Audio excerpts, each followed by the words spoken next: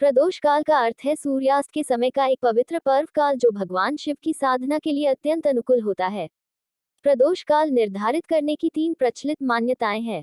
आप अपने क्षेत्र और रीति रिवाज से या अपने विवेक से इनमें से किसी एक का अनुसरण करें। एक मान्यता के अनुसार प्रदोष काल सूर्यास्त के समय से आगे 4 घटी अर्थात लगभग 96 मिनटों का होता है। दूसरी मान्यता के अनुसार सूर्यास्त के समय से दूसरे दिन के सूर्योदय तक का काल लेकर उसके 5 भाग करें।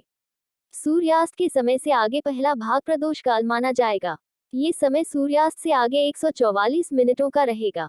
तीसरी मान्यतानुसार सूर्यास्त से पहले 1.5 घंटा और सूर्यास्त के बाद 1.5 घंटे तक प्रदोष काल माना जाएगा।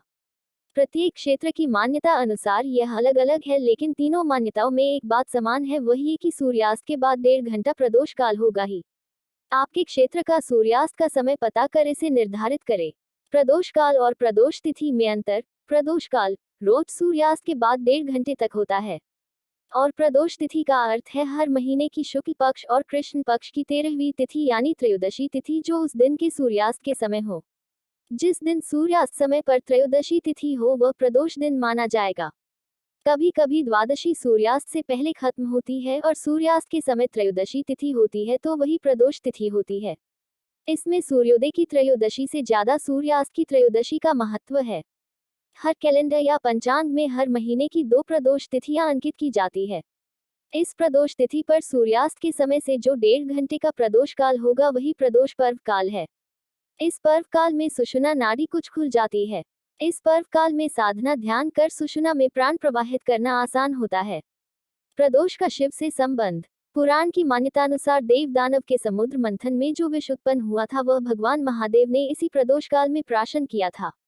भगवती पार्वती ने अपने सामर्थ्य से उस विष को शिवजी के कंठ तक ही रोक दिया, इसलिए भोलेनाथ नीलकंठ नाम से जाने गए। भगवान शिवजी ने समस्त सृष्टि को इस भयंकर विष के प्रभाव से बचाया। इस पवित्र प्रदोष काल को इसीलिए शिव उपासना के लिए अत्यंत महत्वपूर्ण माना जाता है। इसी काल में भगवान महादेव ने अपना तांडव नृत्य किया था। भगवान महादेव ने विष का प्राशन कर समस्त सृष्टि को उस भयंकर विष के प्रभाव से मुक्त किया। इसलिए जब सभी देव दानव महादेव के पास गए और उनकी स्तुति की जिससे भोलेनाथ अत्यंत प्रसन्न हुए, वह दिन प्रदोष तिथि ही थी। इसीलिए प्रदोष के दिन सूर्यास्त के समय प्रदोष काल में भगवान शिव की उपासना कर उन्हें प्रसन्न किया जा सकता है। यह अत्यंत पुण्यदायी पर्व काल होता है। प्रदोष यानी सभी दोषों से मुक्ति प्रदान करने वाला पुण्य काल। मनुष्य के जीवन में रोग, कर्जे, शत्रु, ग्रह बाधा, संकट, पूर्वजन्म के पाप आदि यह सब एक प्रकार का विष ही है और प्रदोष काल के शिव पूजन से भगवान भोलेनाथ की कृपा से हम इस विष के प्रभाव से मुक्त हो सकते हैं। इसलिए कहा गया है कि त्रयोदशी व्रत करे जो हमेशा, तन नहीं ताके रहे कलेशा।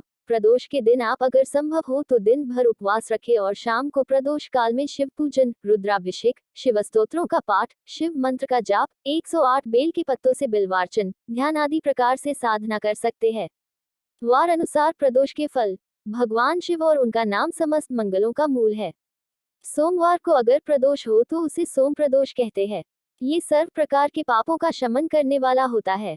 मंगलवार को अगर प्रदोष हो तो उसे भौम प्रदोष कहते हैं। ये दरिद्रता दूर करने वाला, ऋण मुक्ति के लिए और आर्थिक उन्नति के लिए लाभदायी है। बुधवार को अगर प्रदोष हो तो उसे बुध प्रदोष या सौम्य प्रदोष कहते हैं। संतान सुख प्राप्ति और विद्या प्राप्ति के लिए लाभदायी। गुरुवार को अगर प्रदोष हो तो यह आध्यात्मिक उन्नति एवं पितृ दोष निवारण के लिए लाभदायी। शुक्रवार को अगर प्रदोष हो तो उसे भृगु प्रदोष कहते हैं। शत्रु बाधा निवारण के लिए लाभदायी। शनिवार को प्रदोष हो तो उसे शनि प्रदोष कहते हैं। यह अत्यंत दुर्लभ और लाभदायी होता है। शनि बाधा, साढ़ेसाती, धन प्राप्ति, ऋण मुक्ति, राज्यपद आदि के लिए लाभदायी। रविवार को अगर प्रदोष हो तो उसे भानु प्रदोष कहते हैं। यह आरोग्य प्राप्ति के लिए लाभदायी और परम कल्याणकारी होता है। इनमें से सोम प्रदोष सोमवार के दिन आने वाला प्रदोष, भौम प्रदोष मंगलवार के दिन आने वाला प्रदोष और शनि प्रदोष शनिवार के दिन आने वाला प्रदोष, ये 3 प्रदोष आध्यात्मिक दृष्टिकोण से महत्वपूर्ण है और इन तीनों में शनि प्रदोष अत्यंत महत्वपूर्ण है। स्कंद पुराण में प्रदोष स्तोत्र, इसका पाठ प्रदोष काल में करना चाहिए। प्रदोष काल के शिव पूजन से दरिद्रता दूर होती और आर्थिक उन्नति प्राप्त होती है। ये वे प्रदोष समय परमेश्वरस्य कुर्वन्ति अनन्यः सरोज पूजाम नित्यं प्रबद्ध धन धान्य कलित्र पुत्र सौभाग्य संपद अधिकारस्ते है लोके। अर्थ, जो लोग प्रदोष काल में अनन्य भक्ति से महादेव के चरण कमलों का पूजन करते हैं, उन्हें इस लोक में धन धान्य कलत्र पुत्र सौभाग्य एवं संपत्ति की प्राप्ति होती है। अतः प्रदोषि शिव एकैवस्थ नान्य हरिपद्मजाद्या तस्मिन् महेशे विदिज्यमाने सवे प्रसीदन्ति सुराधिनाथा। अर्थ, प्रदोष काल में विष्णु एवं ब्रह्मा का पूजन न करे और केवल एक शिवजी का पूजन करे। प्रदोष काल में महादेव के पूजन से सभी देवता प्रसन्न हो जाते हैं। हर महीने में 2 बार प्रदोष आता है, एक शुक्ल पक्ष में और एक कृष्ण पक्ष में। परंतु माघ महीने में कृष्ण पक्ष में जो प्रदोष आता है उसे महाप्रदोष कहते हैं।